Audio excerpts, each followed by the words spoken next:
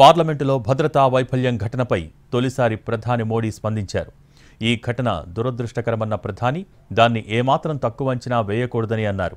అయితే ఈ ఘటనపై అనవసర రాద్ధాంతం చేయవద్దని ప్రతిపక్షాలను కోరారు.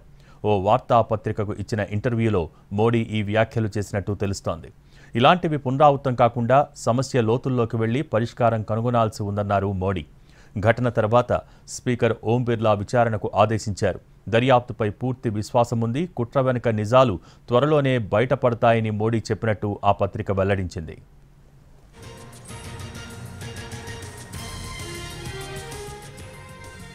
పార్లమెంటులో భద్రతా వైఫల్యం ఘటనపై తొలిసారి ప్రధాని మోడీ స్పందించారు. ఈ ఘటన దురదృష్టకరమన్న ప్రధాని దాన్ని ఏమాత్రం తక్కువ అంచనా వేయకూడదని అన్నారు. అయితే ఈ ఘటనపై అనవసర రాద్ధాంతం చేయొద్దని ప్రతిపక్షాలను కోరారు. ఓ వార్తాపత్రికకు ఇచ్చిన ఇంటర్వ్యూలో మోడీ ఈ వ్యాఖ్యలు చేసినట్టు తెలుస్తోంది. ఇలాంటివి పునరావృతం కాకుండా సమస్య లోతుల్లోకి వెళ్లి పరిష్కారం కనుగొనాల్సి ఉందన్నారు మోడీ. ఘటన తర్వాత స్పీకర్ ఓం బిర్లా విచారణకు ఆదేశించారు. దర్యాప్తుపై పూర్తి విశ్వాసముందని, కుట్ర వెనుక నిజాలు త్వరలోనే బయటపడతాయని మోడీ చెప్పినట్టు ఆ పత్రిక వెల్లడించింది.